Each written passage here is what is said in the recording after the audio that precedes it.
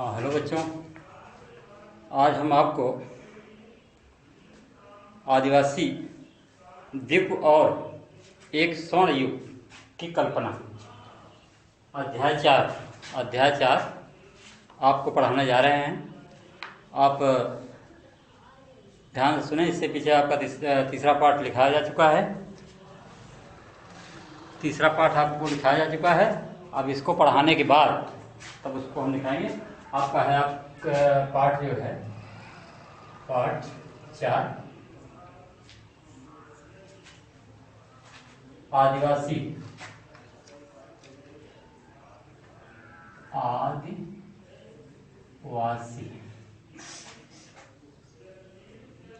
आदिवासी दिख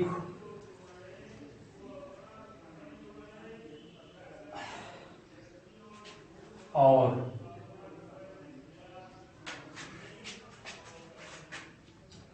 आदिवासी दिख और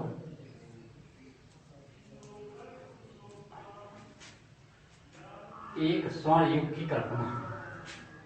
एक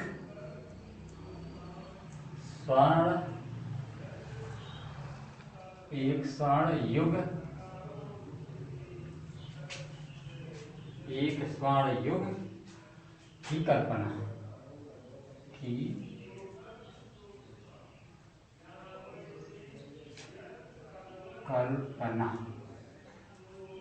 ये आपका पाठ है।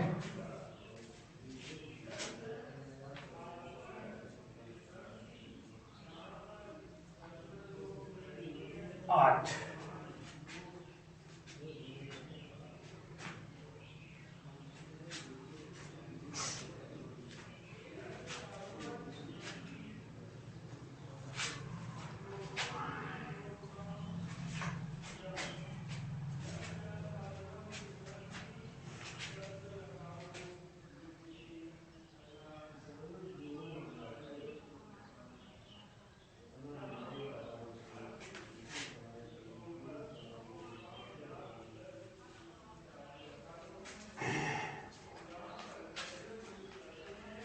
देखें तो 1885 में बिरसा नाम के 1885 में बिरसा नाम के एक आदमी को बिहार में छोटा नागपुर के जंगलों में टहलते हुए घूमते हुए देखा गया। उसके पास चमत्कारी शक्तियां हैं। वह सारी बीमारियां दूर कर सकता था और अनाज की छोटी सी ढेरी को कई गुना बड़ा कर सकता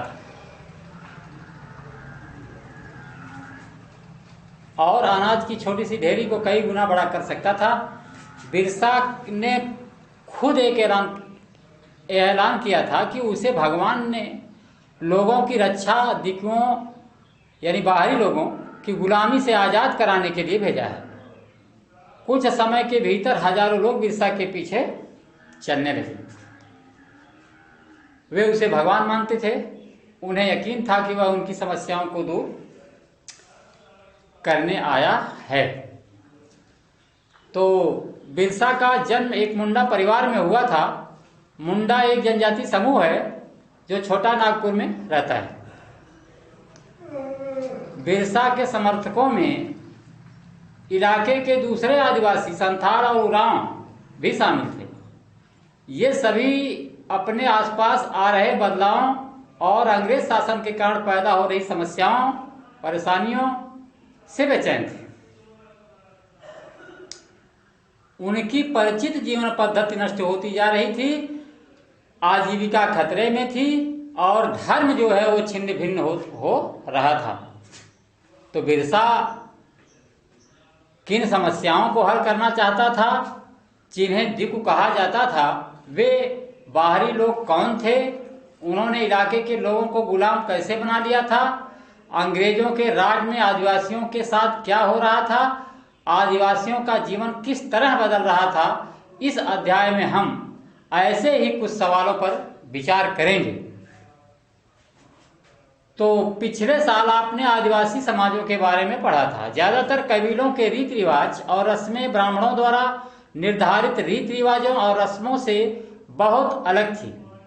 इन समाजों में ऐसे गहरे सामाजिक भेद भी नहीं थे जो जात पर आधारित समाजों में दिखाई देते थे। ये सब बात जो है इन आदिवासियों में नहीं थे। एक कबीले के सारे लोग कुटुंब के बंधनों में बंधे होते थे, लेकिन इसका यह मतलब भी नहीं है कि आदिवासियों के बीच कोई आर्थिक और सामाजिक फर्क नहीं था। उनके अंदर उनमें जो है सामाजिक और आर्थिक फर्क था। यहाँ पर एक चित्र आप देख रहे हैं, चित्र नंबर 1। उड़ीसा के डोगरिया कंध कबीले की महिलाएं बाजार जाते हुए नदी से गुजर रही हैं। चित्र में आप देख लें। और अब देखें जनजातीय समूह किस तरह जीते थे, उनका जीवन कैसे बीतता था। उसमें आप देखें जनजातीय समूह किस तरह जीते थे। 19वीं सदी तक उनके विभिन्न भागों में, देश के विभिन्न भागों में आदिवासी तरह तरह की गतिविधियों में सक्रिय थे। ये बात हो रही है 19वीं सदी की। 19वीं सदी की कुछ झूम की खेती करते थे। कुछ आदिवासी ऐसे थे जो झूम खेती करते थे। झूम खेती का मतलब होता है, झूम खेती यानी घुमंतू खेती को कहा जाता था। इस तरह की खेती अधिकांशतः जंगलों में छोटे छोटे भूखंडों पर की जाती थी। ये लोग जमीन तक धूप लाने के लिए पेड़ों के ऊपरी हिस्से काट देते थे और जमीन पर उगी घास फूस जलाकर साफ कर देते थे। इसके बाद वे घास फूस के जलने पर पैदा हुई राख को खाली जमीन पर छिड़क देते थे। इस राख में पोटास की मात्रा हो जाती थी और मिट्टी उपजाऊ हो जाती थी। वे कुल्हाड़ियों से पेड़ों को काटते थे और कुदालों से जमीन की ऊपरी सतह को खुरच देते थे। वे खेतों को जोतने और बीज रोपने के बजाय उन्हें बस खेत में बिखेर देते थे। जब एक बार फसल तैयार हो जाती थी तो उसे काट कर वे दूसरी जगह के लिए चल पड़ते थे। तो इस तरह से जहां से उन्होंने अभी फसल काटी थी वह जगह कई साल तक पड़ी रहती थी। फिर दोबारा जब उसको बोते थे तो बाद में आकर के जब कुछ दिन पड़ा रहता था, कुछ सालों तक, तो उसके बाद फिर उसमें खेती करते थे। घुमंतू किसान मुख्य रूप से पूर्वोत्तर और मध्य भारत की पर्वतीय व जंगली पट्टियों में ही रहते थे। इन आदिवासी समुदायों की जिंदगी जंगलों में बेरोक टोक आवाजाही और फसल उगाने के लिए जमीन और जंगलों के इस्तेमाल पर आधारित थी। वे केवल इसी तरीके से घुमंतू खेती कर सकते थे। अब देखें, आप यहाँ पर दो शब्द आया है, परती और चित्र में आप देख रहे होंगे महुआ। परती जमीन की बात करें तो कुछ समय के लिए बिना खेती किए छोड़ दी जाती है। छोड़ दी जाने वाली जमीन ताकि उसकी मिट्टी दोबारा उपजाऊ हो जाए, उसको हम उसको परती कहा जाता था। साल एक प्रकार का पेड़ है। महुआ एक फूल जिसे खाया जाता है या शराब बनाने के लिए प्रयोग किया जाता है। अब देखें चित्र नंबर 2, यहाँ पर आप दिया गया है डोंगरिया कंद कबीले की औरतें पंडाम की पत्तियां इकट्ठा करके ला रही हैं। पत्तियों से पत्तलें बनाई जाएंगी। ये पत्तलों को तोड़ती थी, इकट्ठा करती थी, उसके बाद वो ले जा करके उसको पत्तल बनाती थी। उसके बाद बाजारों में ले जा करके ये लोग बेचते थे। और अब देखें अगला पैरा।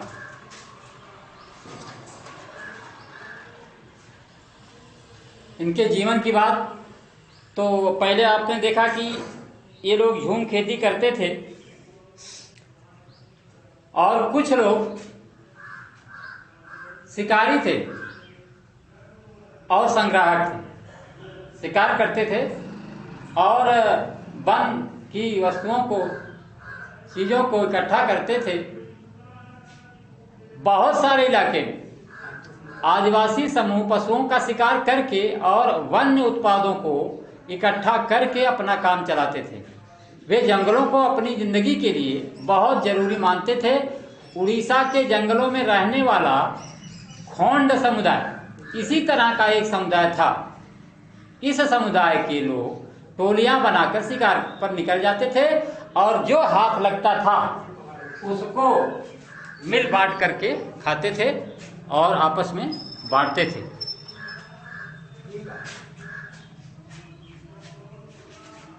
खाना पकाने के लिए वे साल और महुआ के बीजों का तेल इस्तेमाल करते थे। इलाज के लिए वे बहुत सारी जंगली जड़ी बूटियों का इस्तेमाल करते थे और जंगलों से इकट्ठा हुई चीजों को स्थानीय बाजारों में बेचते थे।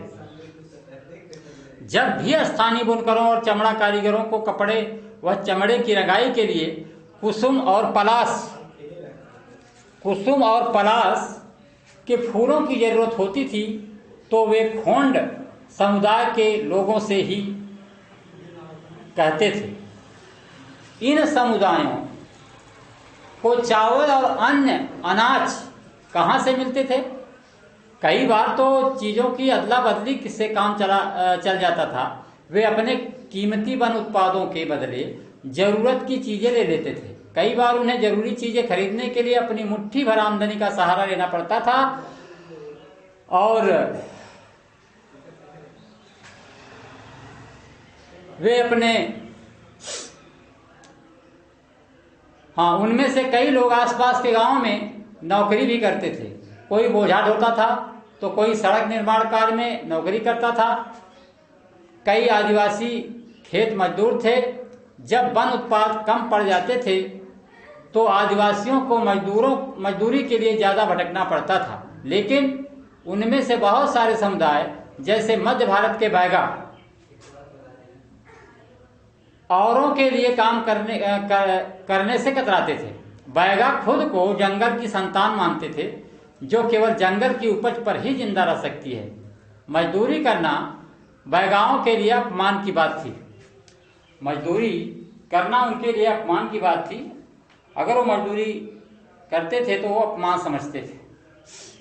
अब देखिए, कुछ लोग झूम की खेती किए, कुछ लोग वन उत्पादों पर निर्भर रहे और कुछ लोग जानवर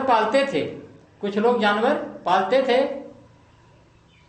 बहुत सारे आदिवासी समूह जानवर पालकर अपनी जिंदगी चलाते थे। वे चरवाहे थे जो मौसम के हिसाब से मवेशियों या भेड़ों के रेवड़ लेकर यहाँ से वहाँ जाते रहते थे। जब एक जगह घास खत्म हो जाती थी तो वे दूसरे इलाके में चले जाते थे। पंजाब के पहाड़ों में रहने वाले वन गुज्जर और आंध्र प्रदेश में लवाड़िया और आदि समुदाय गाय भैंस के झुंड पालते थे। कुल्लू के गद्दी समुदाय के लोग गडरिये थे और कश्मीर के बकरवाल बकरियां पालते थे। अगले साल इतिहास की पाठ्य पुस्तक में आप इनके बारे में विस्तार से पढ़ेंगे।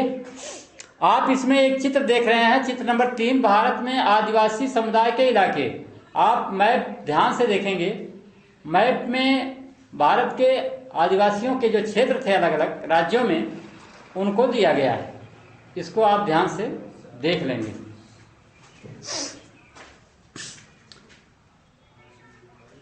अब इसके बाद आपका जो है दूसरा वीडियो